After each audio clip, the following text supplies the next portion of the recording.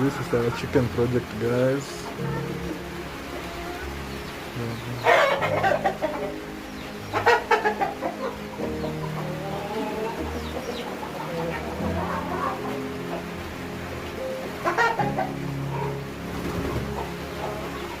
It's raining outside.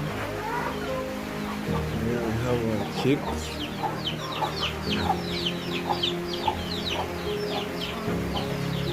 They stay with their mother so that we don't incur brooding costs.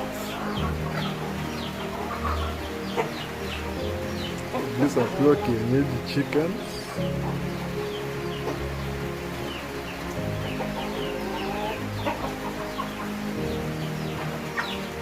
And I multiplied them on their own. I never bought any. We have started with 2 females, 1 cock.